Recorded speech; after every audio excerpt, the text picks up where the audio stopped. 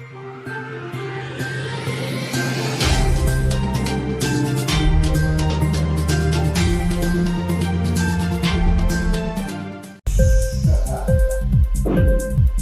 TV prime time news కి స్వాగతం.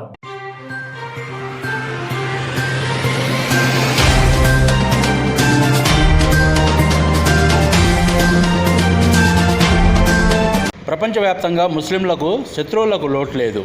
ముఖ్యంగా మధ్య ఆసియాలో ఇజ్రాయెల్ ద్వారా ముస్లింలు ఊచకోత కోయబడుతున్నారు. చుట్టూ ముస్లిం దేశాలు ఉన్నా పాలస్తీనాకు సాయం చేసేవాళ్ళు కానీ అండగా నిలబడ్డవాళ్ళు కానీ లేరు. ఎందుకంటే ముస్లింకు ముస్లిమే శత్రువు. అది మనం ప్రత్యక్షంగా చూస్తున్నాం. 57 దేశాల్లో పైగా 200 కోట్లకు పైగా ముస్లింలు ఉన్న ఒక్క పాలస్తీనా దేశాన్ని ఆదుకోలేని స్థితిలో ప్రస్తుత ముస్లిం సమాజం ఉంది. అలాగే భారతదేశం బ్రిటిష్ వలస పాలనలో ఉన్నప్పుడు బ్రిటిష్ వారితో పోరాడి స్వాతంత్ర సంగ్రామంలో అసూలు బాసిన వారిలో అత్యధికులు ముస్లింలు. ప్రముఖ కవి జర్నలిస్ట్ ఖుష్వంత్ సింగ్ వెల్లడించినట్లు ఇండియా గేట్పై లిఖించిన 95,000 మంది స్వతంత్ర సమర యోధులలో 68,000 మందికి పైగా పేర్లు ముస్లింలవే. ఇప్పుడు ఆ ముస్లింలే తమ దేశభక్తిని నిరూపించుకునే దరిద్రపు స్థితికి చేరారు. తినే తిండి, వేసుకునే బట్టలు, చదివే చదువు, చేసే వ్యాపారం, బ్రతికే బతుకు, ఆఖరికి ఈ దేశంలో ఉండేందుకు కూడా ఒకరి దయాదాక్షిణ్యాలే కారణం అన్నట్లు ఉన్న స్థితికి నేటి ముస్లిం సమాజం చేరుకుంది. ఈ విషయం కాస్త అవగాహన ఉన్న ప్రతి ఒక్కరికి అర్థమవుతూనే ఉంది. ముస్లిం సమాజం పట్ల నిబద్ధత, సానుభూతి, మంచి చేయాలనే ఆలోచన, పేద ముస్లింల జీవన స్థితిగతులను బాగు చేయడానికి ప్రయత్నించిన రాజకీయ పార్టీలు, నాయకులను ఒక మతానికి అంటగట్టి మెజార్టీ ప్రజలకు దూరం చేసే ప్రయత్నం గత కొద్ది కాలంగా చాలా గట్టిగా జరుగుతుంది. దీంతో ముస్లిం సమాజానికి మరింత గడ్డు పరిస్థితి ఎదురవుతుంది. ఒక మనసున్న నాయకుడు ముస్లింలకు 20 ఏళ్ల క్రితం ఉమ్మడి ఆంధ్రప్రదేశ్లో ఉన్న ముస్లింలలో పేదలకు బీసీఈ అనే ప్రత్యేక కేటగిరీ ఏర్పాటు చేసి విద్య, ఉద్యోగ రంగాల్లో 5% రిజర్వేషన్ కల్పించి పేద ముస్లింల స్థితిగతులను మార్చేందుకు కాస్తో కూస్తో చదువుకుని అరకొర ఉద్యోగాలతో ఏదో బతుకుతున్నామన్నట్లు ముస్లిం విద్యావంతులు బాధపడుతుంటే వారికి లబ్ధి చేకూరేందుకు ప్రయత్నం చేస్తే దానిపై కోర్టులకు ఎక్కి ముస్లింలకు ఎటువంటి లాభం జరగకూడదు అని కొన్ని రాజకీయ పార్టీలు గండికొట్టాయి. మొండివాడైన ఆ నాయకుడు 5% కాకుంటే 4% ఇస్తాను అని పట్టుదలతో పేద ముస్లింలకు 2005 సంవత్సరంలో 4% రిజర్వేషన్లు కల్పిస్తూ ఉత్తర్వులు జారీ చేశారు. అది చట్టరూపం దాల్చింది. ఈ మహత్తర కార్యంలో మెజారిటీ ముస్లింలకు గుర్తులేని పేరు మాజీ మంత్రి, ప్రస్తుత తెలంగాణ ప్రభుత్వ సలహాదారు జనాబ్ మొహమ్మద్ అలీ షబ్బీర్. ఆ మహానాయకుడితో ఆయనకు ఉన్న సాన్నిహిత్యంతో ఆ 4% రిజర్వేషన్లు కార్యరూపం దాల్చేలా కృషి చేశారు జనాబ్ మొహమ్మద్ అలీ షబ్బీర్. అందులో ఆయన పాత్ర మరువలేనిది. దానిపై కూడా మతపర రిజర్వేషన్లు కూడదంటూ వేసిన కేసు ఇప్పటికీ సుప్రీంకోర్టులో మెడపై కత్తిలా వేలాడుతూనే ఉంది. ఆ మహానుభావుడి పుణ్యమాని ఇప్పటికీ ఆ రిజర్వేషన్లు అమలవుతున్నా అవి ఎన్నాళ్ళో ఎవరికీ తెలియదు. ఏ శుభముహూర్తాన ఆ రిజర్వేషన్లను సుప్రీంకోర్టు తీసేస్తుందో తెలియదు. ఎందుకంటే మెజార్టీ ప్రజల మెదళ్లలో ముస్లింలను తమ ఆగర్భ శత్రువులుగా కొంతమంది చిత్రీకరించి వారి స్వార్థ ప్రయోజనాలను, రాజకీయ అవకాశాలను మెరుగుపరుచుకుంటున్నారు. ఇదంతా ఒక ఎత్తు అయితే స్వయంగా కొంతమంది ముస్లింలే సాటి ముస్లింలను తమ స్వార్థ ప్రయోజనాల కోసం, పదవుల కోసం, కొంతమంది రాజకీయ నాయకుల ప్రాపకం పొందడం కోసం నమ్మించి గొంతులు కోస్తున్నారు. దీనంతటికీ కారణం ముస్లిం సమాజంలో పేరుకుపోయిన పేదరికం, ఉపాధి లేమి, అభద్రతా భావం, నిర్లక్ష్యం, నిరక్షరాస్యత, అనైక్యత. ఇదే ఈ మోసగాళ్లకు పెట్టుబడిగా మారింది. గతంలో ముస్లింలను కొంతమంది పెద్దలు జమాత్ల పేరుతో విడగొట్టి పబ్బం గడుపుకుంటే గత కొంతకాలంగా ముస్లింలను సంచార జాతులు, పస్మందా ముస్లింలంటూ వేరు చేసి రాజకీయం చేస్తూ మరింత అనైక్యతకు గురి చేస్తూ తమ స్వార్థ ప్రయోజనాలకు వాడుకుంటున్నారు నేటి నయా నాయకులు. ఇటీవల తెలంగాణ రాష్ట్రంలో, ఆంధ్రప్రదేశ్ రాష్ట్రంలో సంచార ముస్లింల పేరుతో సంఘాలను ఏర్పాటు చేసిన కొంతమంది 1 సంవత్సరంలోనే వారికి వచ్చిన విభేదాలతో ముక్కలు చెక్కలు చేసుకొని వేరు కుంపట్లు పెట్టుకున్నారు. ఆంధ్రప్రదేశ్లో పెద్దగా ఇబ్బందులు కలగలేదు, కానీ తెలంగాణలో మాత్రం ఒక మాఫియా తయారైంది. సంచార ముస్లింల పేరుతో తమ స్వలాభం, స్వార్థ ప్రయోజనాల కోసం, పదవుల కోసం, కొంతమంది రాజకీయ నాయకుల ప్రాపకం పొందడం కోసం సంచార ముస్లింలను నమ్మించి గొంతులు కోస్తున్నారు. కుక్కలకు బిస్కెట్లు వేసినట్లు కొంతమందికి చిన్న చిన్న ప్రయోజనాలు కల్పించి వారిని బిచ్చగాళ్లగా మార్చి తామేదో మొత్తం సమాజాన్ని ఉద్ధరించేస్తున్నట్లు భ్రమలు కల్పిస్తూ వారి భవిష్యత్తుతో చెలగాటమాడుతున్నారు. బీసీ ముస్లింలకు ప్రభుత్వం కల్పించిన రిజర్వేషన్లను పొందేందుకు ప్రాథమిక ప్రమాణపత్రమైన కుల ధృవీకరణ పత్రాలు అందక లక్షలాది పేద ముస్లింలు ప్రభుత్వాధికారుల దయాదాక్షిణ్యాలతో వారేదిస్తే అదే మహాప్రసాదం అనుకుంటూ కాలం వెళ్లదీస్తున్నారు. దీనిపై సరైన విధంగా స్పందించాల్సిన సదరు సంఘ అధ్యక్షుడు విద్యాహీనుడు కావడంతో అహంకారం నరనరాన జీర్ణించుకొని ప్రభుత్వాధికారులతోనే వాగ్వాదాలు, బెదిరింపులతో కాలయాపన చేయడంతో అది కాస్త పీటముడిపడింది. ఒకసారి భూపాలపల్లి జిల్లా కలెక్టర్ కార్యాలయంలో జిల్లా జాయింట్ కలెక్టర్ ముందే మరో ప్రభుత్వ అధికారిని బెదిరించడంతో స్వయంగా జిల్లా జాయింట్ కలెక్టర్ కలగజేసుకుని అతగాడినికి బయటను పంపించి వేశారు. అదే జిల్లా జాయింట్ కలెక్టర్ తన అధికారాలను వినియోగించి ప్రతాపం చూపిస్తే ప్రభుత్వాధికారుల విధులకు ఆటంకం కలిగించడం, ప్రభుత్వాధికారులను బెదిరించడం తదితర కారణాలతో కనీసం ఇతగాడికి 3 సంవత్సరాల కారాగార శిక్ష పడి ఉండేది. కేవలం అక్కడ ఉన్న మిగతా పేద ముస్లింల కారణంగా జాయింట్ కలెక్టర్ అతగాడిని వదిలేశారు. ఇలాంటిదే మరో సంఘటన అదే భూపాలపల్లి జిల్లా గణపురం మండలాధికారిని ఆయన కార్యాలయంలోనే కుల ధృవీకరణ పత్రంకై ప్రశ్నించేందుకు వెళ్ళి మండల మ్యాజిస్ట్రేట్ అయిన ఆయననే మందిని తోలుకొచ్చి దొమ్మి చేస్తా అని బెదిరించాడు. దాంతో ఆ గ్రామంలో గత సంవత్సర కాలంగా తమ పిల్లల విద్య, ఇతర అవసరాల నిమిత్తం కుల ధృవీకరణ పత్రం కోసం ప్రయత్నిస్తున్న వారి పరిస్థితి అగమ్య గోచరంగా మారిపోయింది. ఆ గ్రామంలోని పేద ముస్లింలపై కక్ష పెంచుకున్న భూపాలపల్లి జిల్లా ప్రభుత్వ అధికారులు బీసీ కుల ధృవీకరణ పత్రం జారీ చేసేందుకు అనుమతి కోరుతూ జిల్లా కలెక్టర్ ద్వారా రాష్ట్ర బీసీ కమిషన్ కు లేఖ రాశారు. అది గత 6 నెలలుగా బీసీ కమిషన్ వద్దే పెండింగ్లో పడి ఉంది. బీసీ కమిషన్ కార్యాలయానికి వెళ్ళి అక్కడ కూడా ఇదే తంతు, మందిని తీసుకొస్తా, దొమ్మి చేస్తా అంటూ ఆ అధికారిని బెదిరించాడు. గట్టిగా అడిగిన భూపాలపల్లి జిల్లా సంఘం అధ్యక్షుడిని, ఎందుకయా క్యాస్ట్ సర్టిఫికెట్ మీకు, ఏదో ఒకటి తీసుకోండి అన్నాడు. ఇది ఇతగాడి ఘనత. ఇలాంటి వాడిని నమ్ముకుంటే బీసీ ముస్లింలకు భవిష్యత్తు అంధకారమే. పిచ్చగాళ్లను చేసి ఎంగిలి బొక్కలు వేయిస్తాడు తప్ప తమ పిల్లల భవిష్యత్తు గురించి ఏ మాత్రం అవగాహన లేని ఇలాంటి చదువు లేని వాడిని నమ్మడం ఎంతవరకు సరైనదో సంచార ముస్లిం సమాజం ఆలోచించుకోవాలి. నిరక్షరాస్యుడు, అహంకారం, తలపొగరు, అవకాశవాదం, డబ్బున్న వారికి దాసోమయ్యే ఇలాంటి వ్యక్తి గత 2 సంవత్సరాలుగా సంఘాన్ని కనీసం రెన్యువల్ చేయక ఇన్కమ్ ట్యాక్స్ ఫైల్ చేయని వాడు, పట్టుమని 10 జిల్లాల్లో కమిటీలే వేయనివాడు, ఎవరి మాట విననివాడు, ఎవరిని లెక్క చేయనివాడు, తనకు ఏమాత్రం తెలియని, అవగాహన లేని పరస్పర సహకార సొసైటీని స్థాపించి నిరంతరం ఆర్థిక లావాదేవీలు జరుపుతాడట. ఇందుకు ఒక డబ్బున్న లేలేత రాజకీయ నాయకుడు అండగా ఉన్నాడని మందిని నమ్మించి ఆ సొసైటీలో సభ్యులుగా చేర్చడం ప్రస్తుతం ఇతని ముందున్న లక్ష్యం. ఎందుకంటే ఈ సంచార ముస్లిం పేరుతో పెట్టుకున్న సంఘం ఇప్పుడు ఎందుకు పనికిరాదు.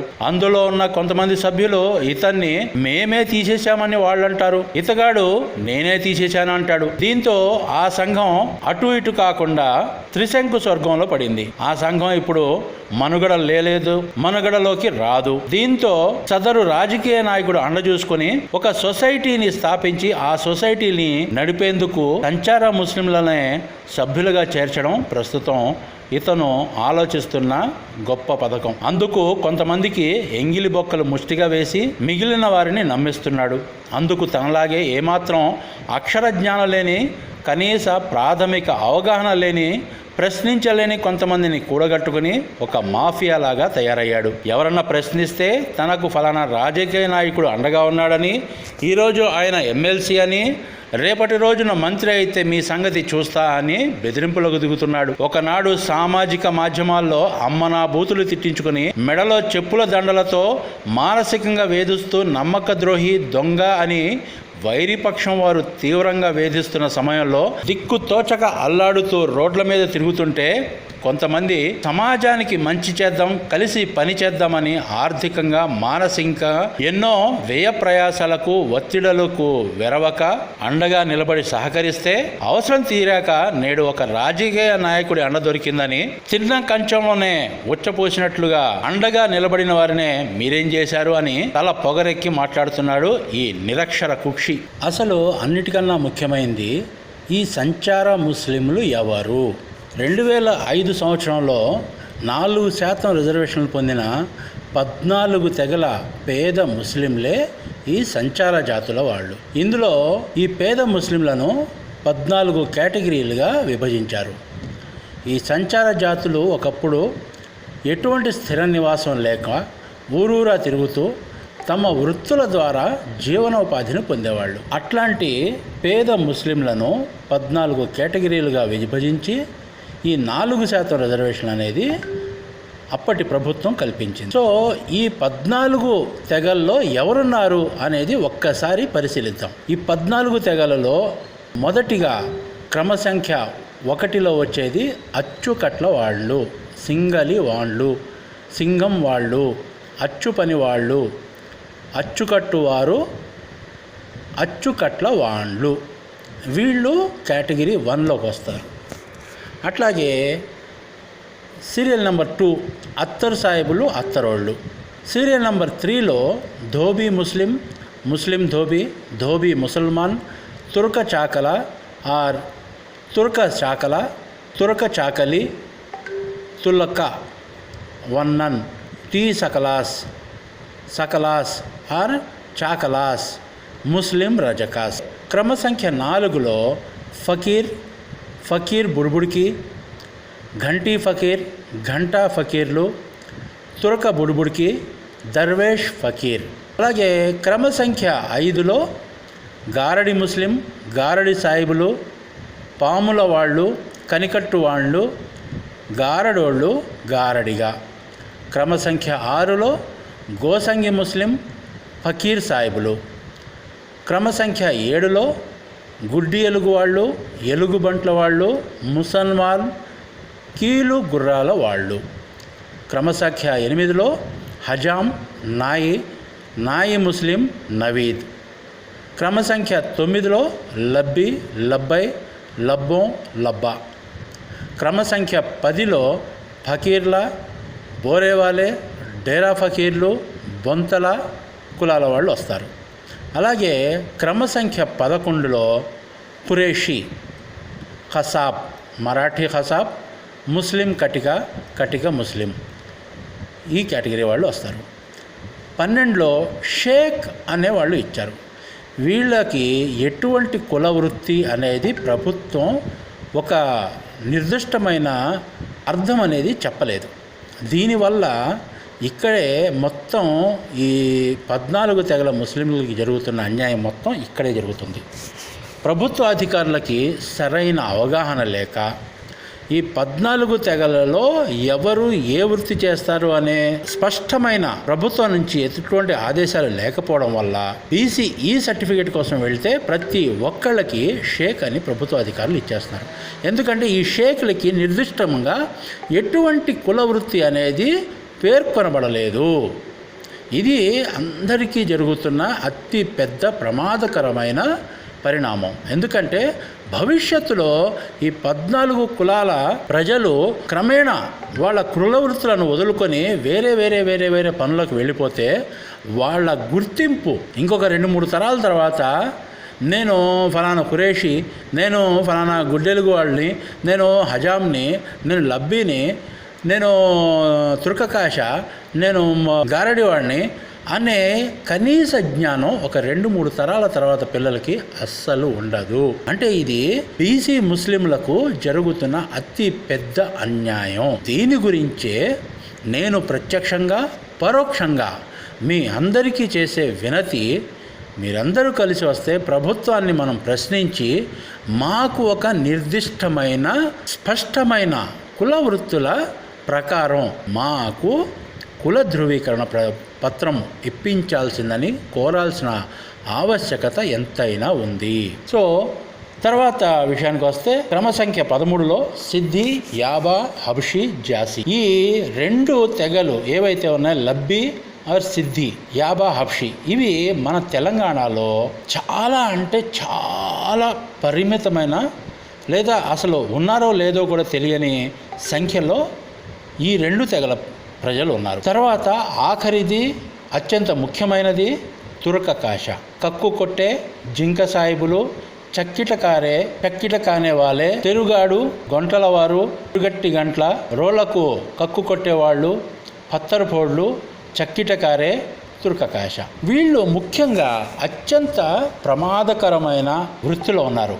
ఎందుకంటే రాళ్ళు కొడతారండి. నిజంగా చెప్పాలంటే ఓ రాయి కొట్టేటప్పుడు అది అనుకోకుండా ఆ రాయిలో ఒక ముక్కో ఒక రజనో కంట్లో పడినా, కంటికి తగిలినా, లేకపోతే తలకు తగిలినా అతని జీవితం ముగిసిపోయినట్టే. సో ఇది ఈ సామాజిక వర్గం, తుర్కకాష అనే సామాజిక వర్గం అత్యంత ప్రమాదకరమైన వృత్తిలో ఉన్నారు. మిగతా వృత్తులు వాళ్ళు అంత ప్రమాదకరం కాదు, కానీ ఈ తురకకాష అనే వాళ్ళు మాత్రం అత్యంత ప్రమాదకరమైన వృత్తిలో ఉన్నారు. తప్పదు, పొట్టగొడ్డు కోసం రాళ్ళు కొట్టుకోవాలి. రాళ్ళు కొట్టినప్పుడు రాళ్ళు తగిలితే ఆసుపత్రికి పోవాలి. ఆసుపత్రిలో వైద్యం చేయించుకునే కనీస ఆర్థిక స్థితి కూడాను ఈ తురకకాష సామాజిక వర్గంలో లేదు. అత్యంత ముఖ్యంగా నిరక్షరాస్యులు. వీళ్ళనే కాదు, మొత్తం ఈ 14 తెగల్లో ఉన్న ప్రతి ముస్లిం కూడా 90% నిరక్షరాస్యులు. సో ఈ 14 తెగల్లో అయ్యా పెద్దనాయక పఠాన్ సైదా ఖాన్ అని పేరు పెట్టుకున్న నువ్వు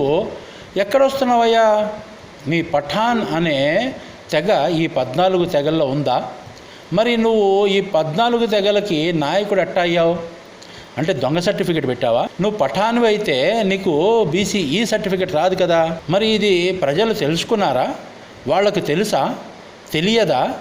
లేక నువ్వు గొప్పలకు పోయి పఠాన్ అనే పేరు పెట్టుకుని వెనకాల ఖాన్ అనే తోక తగిలించుకొని ఉన్నత వర్గాల ప్రజలతో, నాయకులతో, ధనవంతులతో మమేకం అవడం కోసం చేస్తున్న కుట్ర ఇది ప్రజలకు తెలియాల్సిన అవసరం ఎంతైనా ఉంది కదా. నీ వైరిపక్షం వారు కూడాను ఇదే ప్రశ్నించారు కదా, నువ్వు ఫ్రాడ్, ఫేక్ అని వాళ్ళు అన్నారు కదా. మరి నీకు దీని దగ్గర ఏమైనా సమాధానం ఉన్నా? నీ దగ్గర దీనికి సంబంధించిన నీకు సమాధానం ఏదైనా ఉంటే చూపించు. పఠాన్ సైదా ఖాన్ అని పేరు పెట్టుకున్న నువ్వు బీసీఈ ఎట్లయితావు? నువ్వు మరి బీసీఈ సర్టిఫికేట్ తీసుకున్నావా? నీకు కానీ నీ బిడ్డలకు కానీ తీసుకున్నావా? తీసుకుంటే ఎట్లా తీసుకున్నావు? డబ్బులు ఇచ్చి తీసుకున్నావా? అంటే ఫేక్ సర్టిఫికేట్ అనేది. నువ్వు ఈ బీసీఈ కేటగిరీలో పఠాన్ అనే, ఖాన్ అనే పేరు లేనప్పుడు నువ్వు బీసీఈ సమాజానికి సంబంధించిన వాడు ఎట్లా అవుతావు? మరి ఈ బీసీఈ 14 తెగల్లో నీ సంబంధించిన నీ పేరు, నీ తోక ఈ 2 లేనప్పుడు నువ్వు వీళ్ళకి నాయకుడు ఎట్లా అవుతావు? ఈ నీ సమాధానం కోసం వెయిట్ చేస్తున్నావు. నేనే కాదు, మొత్తం సంచార ముస్లిం అనబడే ఈ 14 తెగల ప్రజలు కూడా ఈ సమాధానం వినడం కోసం ఎదురు చూస్తున్నారు. ఒకవేళ నువ్వు బీసీఈలో పఠాన్, ఖాన్ అనే 2 పేర్లు నీకున్నప్పుడు బీసీఈ సర్టిఫికెట్ ఎట్లా తీసుకున్నావు కూడాను మీ సంబంధిత ఎంఆర్ఓకి నేను లెటర్ రాసి దాని మీద విచారణ జరిపించమని కోరుతున్నాను.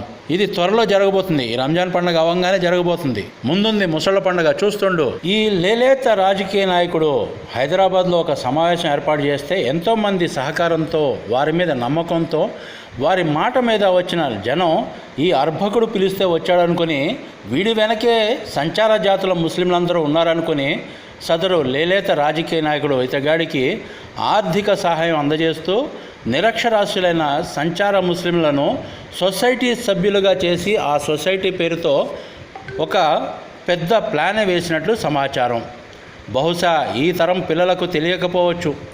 రాజకీయ నాయకుల వలన చార్మినార్ బ్యాంక్ పరిస్థితి ఏమైందో చరిత్ర పుటలను తిప్పితే తెలుస్తుంది. ఇంకా కావాలంటే ఇటీవల కాలంలో జరిగిన పలు కోఆపరేటివ్ సొసైటీల భాగోతాలు యూట్యూబ్లో కొలలుగా పడి ఉన్నాయి. కనీసం సంతకం పెట్టడం కూడా రాని వారు డైరెక్టర్లుగా ఉండే ఈ సొసైటీని వెనకుండి నడిపేవారు ఎవరు? ఏదైనా జరగరానిది జరిగితే ఆ డైరెక్టర్లు, వారి కుటుంబాలు, వారిని నమ్మి చేరిన సభ్యుల కుటుంబాల సంగతి ఏంటి? ఎవరు వారికి జవాబుదారీ? ముఖ్యంగా ఒక కుల సంఘాన్ని నడపడం చేతకాని వాడు నిత్యం ఆర్థిక లావాదేవీలు జరిగే సహకార బ్యాంకును నడుపుతానంటే ఎంతమంది నమ్ముతారు? 1,00,000 మందికి 15 రోజుల్లో ఆర్థిక సహాయం తన సొంత నిధుల నుండి చేస్తానని సభాముఖంగా ప్రకటించి దాదాపు 7-8 నెలల్లో జరుగుతున్న దాన్ని ఊసే ఎత్తని సదరు లేలేత రాజకీయ నాయకుడు, అతనికి అమ్ముడుపోయిన అతను వేసే ఎంగిలి బొక్కలు తినే ఇతగాడు చెప్పే మాటలు ఎంతవరకు సంచార ముస్లిం ప్రజలు విశ్వసిస్తారు? సంచార ముస్లింల పేరు చెప్పుకొని కనీసం సంఘంలో సభ్యత్వం లేని తమ తెగ పేరు కూడా చెప్పుకోవడానికి సిగ్గుపడే కొంతమంది ఒక మాఫియా ముఠాలా తయారై సంచార ముస్లింలను మోసం చేస్తూ నిండా ముంచడానికి మీ ముందుకు వస్తున్నారు.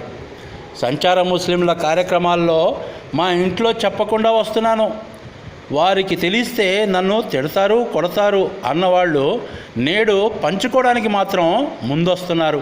మరి ఇది నిజంగా గత 2 సంవత్సరాలుగా సంచార ముస్లింల కోసం ఏదో చేద్దాము అని ఎన్నో ఇబ్బందులకు ఓర్చుకుని ఎన్నో రకాలుగా బాధలు పడి సంచార ముస్లింల కోసం ఎన్నో చేసిన కొంతమంది నాయకుల సంగతి మరి ఏమవుతుందంటారు?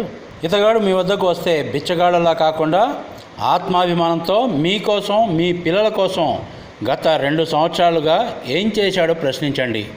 BCEలో ఉన్న 14 తెగలలో కనీసం సగం మందిని కూడా కూడగట్టని ఇతడు తన తలపొగరు నోటి దురుసుతో అందరితో వైరం పెంచుకునే ఇతను సంచార ముస్లింలను ఏ విధంగా కూడగడతాడు? కనీసం మాట్లాడడం కూడా రానివాడు ప్రభుత్వ అధికారులతో ఏ విధంగా పనులు చేయించాడు? ఇలాంటి అవకాశవాదిని నమ్మితే మరో చార్మినార్ బ్యాంక్ పునరావృతం అవుతుంది. ఈరోజు ఒక లేలేత రాజకీయ నాయకుడి అండ చూసుకుని గర్వంతో తల పొగరుతో ఏకపక్ష నిర్ణయాలు తీసుకుంటూ ఎవరిని లక్ష్య పెట్టకుండా ఒంటెద్దు పోకడతో మిమ్మల్ని సొసైటీలో సభ్యులుగా చేర్పించి అందులో ఏదైనా గోల్మాల్ జరిగితే రాష్ట్రం దాటి వెళ్ళిపోతాడు. అప్పుడు మీరంతా ఏమైపోతారు? సదరు రాజకీయ నాయకుడు తనకున్న అధికార ధనబలంతో సురక్షితంగా ఉంటాడు. మధ్యలో నాశనమయ్యేది ఎవరు? ఏ రాజకీయ నాయకుడు లాభం లేకుండా ఏ పని చేయడు. ఎన్ని రకాలుగా మోసం చేసినా ఏమీ చెయ్యలేని కనీసం ప్రశ్నించని జాతి ఎవరంటే ముస్లింలు మాత్రమే. అందుకే అందరికీ ముస్లింలంటే చులకన, లోకువ. ఎన్నికల్లో రాజకీయ పార్టీలు రాజకీయాల్లో ఎదగడం కోసం సాటి ముస్లింలు ఈ పేద ముస్లింలను వాడుకోవడం ఆగాలంటే ముందు మనలో ఐక్యత ముఖ్యం. నేడు ఈ ఎంగిలి మెతుకులకు ఆశపడటం ఆపి మన పిల్లల భవిష్యత్తు కోసం ఆలోచిద్దాం. వారికి సరైన చదువు, మంచి ప్రభుత్వ ప్రైవేటు ఉద్యోగాలు పొందేలా, నైపుణ్యం ఉన్నవారు పరిశ్రమలు పెట్టేలా పరిస్థితులు కల్పించడమే నేడు మనందరి లక్ష్యం కావాలి. ఇంకా ఎంతకాలం ఈ కుట్టు మిషన్లు, చిన్న చిన్న బడ్డీ కొట్లు, పంచర్ షాపులు? మనలో ఉండే కాస్త ఆశ, నిరక్షరాస్యత, భయం అణిగిమణి ఉండడాన్ని వదలాలి. తల ఎత్తి ప్రశ్నించాలి. నేడు 1000 రూపాయల సరుకులు మనం కొనే ప్రతి ఒక్కరం 10 నుండి 18% పన్ను ప్రభుత్వానికి కడుతున్నాం. ఆ మేరకు సౌకర్యాలు పొందడం మన హక్కు. ఎందుకు ఎవరి ముందు తల వంచాల్సిన అవసరం లేదు. ఎవరి సొమ్ము అప్పనంగా మనం తీసుకోవడం లేదు. ప్రభుత్వ ఉద్యోగాలు ఎన్ని ఉంటాయి? మీరక్కడ ఏమి పొందగలరు? అసలు వాటి గురించి ఆలోచించకండి. చిన్న చిన్న బడ్డీ కొట్లు, ఆటోలు, లేబర్ పనులు చేసుకుని బతకండి అన్నాడు సదరు లేలేత రాజకీయ నాయకుడు. అలాంటి వ్యక్తి మన సమాజానికి మంచి చేస్తాడని మీరు ఎలా ఆశిస్తారు? ఈ విషయం ఆ లేలేత రాజకీయ నాయకుడి ముందు దేహి అని బిచ్చమెత్తుకునే ఈ నిరక్షర కుక్షికి అనవసరం. ఎందుకంటే ఎవరెట్లా పోయినా తాను ఆర్థికంగా లాభపడుతున్నాడు కదా. ఆఖరికి ఈరోజు అతనితో అంటగాగుతున్న ముఠా సభ్యులను కూడా రేపు పట్టించుకోడు. ఏరు దాటిన తర్వాత తెప్ప తగలేయడం మనోడికి సహజ సిద్ధమైన గుణం కదా. ఇటీవల మరో విషయం మా దృష్టికి వచ్చింది. అది రంజాన్ సందర్భంగా జరుగుతున్న నిత్యావసర సరుకుల పంపిణీ. ఎన్నో జిల్లాల్లో సగం సగం పంపిణీ చేసి సగం సగం నొక్కేస్తున్నాడన్న విషయం చాలామంది వివరాలు వెల్లడిస్తున్నారు. మరి ఈ మహానుభావుడు ఎంత తన జేబులో తోశాడు అనే వివరాలు అతి త్వరలో పూర్తి సమాచారంతో మీ ముందుకు తీసుకొస్తాం. మరిన్ని వివరాలతో మరో వీడియోలో కలుద్దాం. మరిన్ని విషయాలు తెలుసుకుందాం. అప్పటి వరకు ఇప్పుడు నేను చెప్పిన విషయాలపై బాగా ఆలోచించండి. అతి త్వరలో మీ ముందుకు రానున్నాడు. ఎందుకంటే ఇప్పుడు రంజాన్ పేరుతో మీ అందరికీ తాయిలాలు ఇచ్చాడు కదా.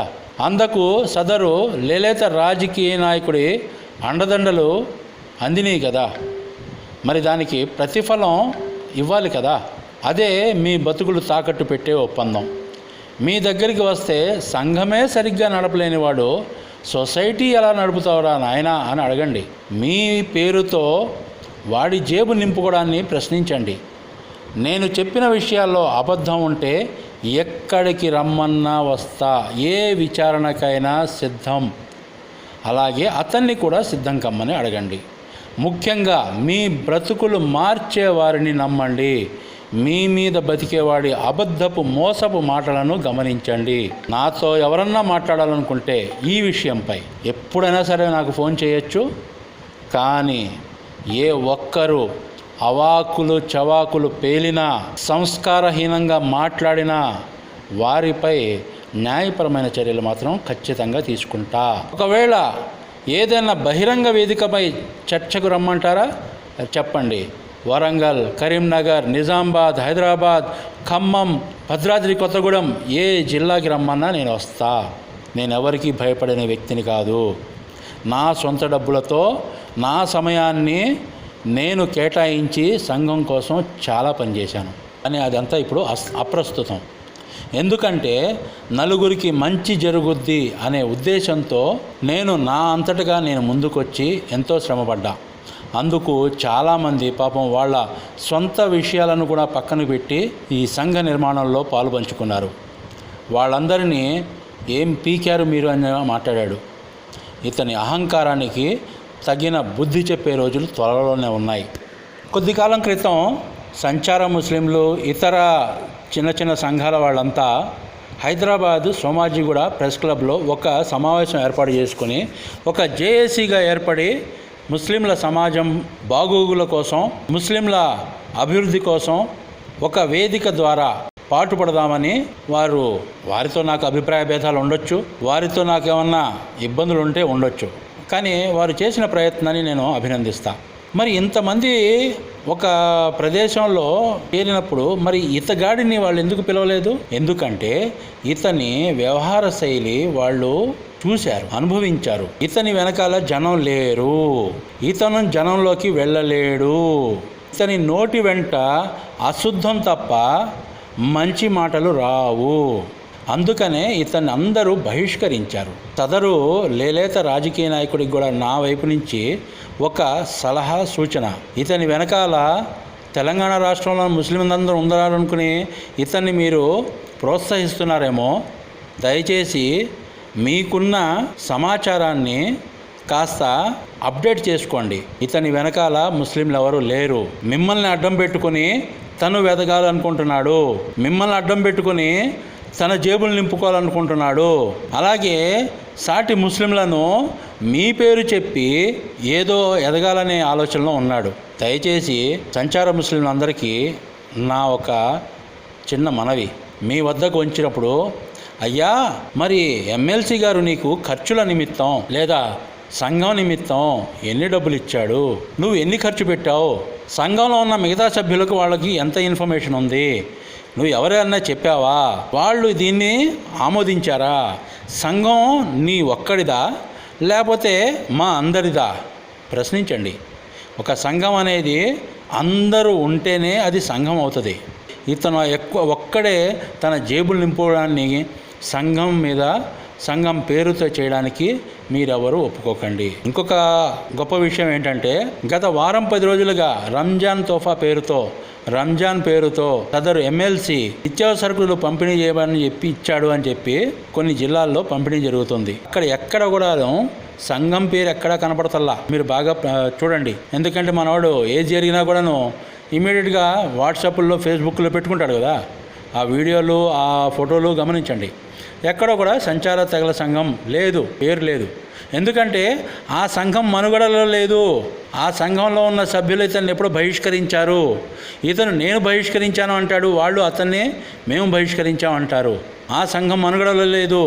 ఇదే సంఘం పేరు మీద ఇతను మీ దగ్గరికి వచ్చి ఏదైనా చేయడానికి ప్రయత్నిస్తే ముందు అతను అడగండి, సంఘం మనుగడలో ఉందా? సంఘం మనుగడలో ఉంటే సంఘ సభ్యులు ఎవరు? నువ్వు ఒక్కడివే ప్రెసిడెంట్ కాదు కదా. నువ్వు ఒక్కడిగా ప్రెసిడెంట్గా ఉంటే సంఘం నడవదు కదా. దయచేసి ఇది తెలుసుకోండి. ఎందుకంటే తన స్వప్రయోజనాల కోసం మీ భవిష్యత్తుని ఇతను సర్వనాశనం చేస్తున్నాడు. ఈ విషయం బాగా తెలుసుకోండి. ఇతను ఎప్పటికప్పుడు తన అవసరాల కోసం అవతలను వాడుకొని వాళ్ళ ద్వారా తన జేబులు నింపుకోవడానికి ప్రయత్నిస్తాడు తప్ప ఎవరికి కూడాను మంచి చేయడానికి ఇతనికి ఎటువంటి ఆలోచన లేదు. కాబట్టి సంచార ముస్లిం సోదరులందరికీ నేను చెప్పే ఆఖరి మాట, జనం మీద బతికేవాడిని కాదు, జనం కోసం బతికేవాడిని మీ నాయకుడిగా ఎన్నుకోండి. రంజాన్ మాసం నడుస్తుంది. ఇంకో రోజులో పండుగ చేసుకుంటాం. ఈ పవిత్ర రంజాన్ మాసం సందర్భంగా ఎవరిని నేను ఏమీ అనకూడదు అనే ఉద్దేశంతో ఈ నెల రోజులు నేను ఆగాను. పండుగ అయిన మర్నాడు నుంచి ఇతని పూర్తి వివరాలు ఆధారాలతో సహా మీ ముందు పెట్టడానికి నేను సిద్ధం. ఎవరెవరిని ఏ రకంగా వాడుకున్నాడో, ఎవరెవరితో ఏ రకంగా గొడవలు పెట్టుకున్నాడో, ఎవరెవరిని ఏ రకంగా ఇతను హింసించాడో, ఎవరెవరిని ఏ రకంగా ఇప్పటికీ వాడుకుంటున్నాడో, ఇతని ద్వారా ఎంతమంది వారి ధన, మానసిక, శారీరక సంతోషాన్ని కోల్పోయారు అనేది మీ ముందుకి త్వరలో తీసుకొస్తాను. ప్రస్తుతానికి సోదర ముస్లిం సమాజానికి అందరికీ రంజాన్ ముబారక్, ఈద్ ముబారక్. మరలా కలుద్దాం. ఈయన వార్తపై ఎవరికి ఎటువంటి అనుమానాలున్నా, ఎవరికి ఎటువంటి మాట్లాడాలి అనుకునే ఆలోచన ఉన్నా ఆ ఫోన్ నంబర్ స్క్రీన్ మీద ఉంది. మీరు ఎప్పుడైనా సరే నాకు ఫోన్ చేసి మాట్లాడవచ్చు. అల్లా హాఫీజ్. ఇన్క్లాబ్ టీవీ వీడియోలు మీకు నచ్చినట్లయితే లైక్ చేయండి, షేర్ చేయండి, కమెంట్ చేయడం మర్చిపోకండి. సబ్స్క్రైబ్ చేయని వాళ్ళు వెంటనే సబ్స్క్రైబ్ చేసుకోండి. మా వీడియోలు మీరు వెంటనే చూడాలనుకుంటే కింద ఉన్న గంట సింబల్ని గట్టిగా కొట్టండి.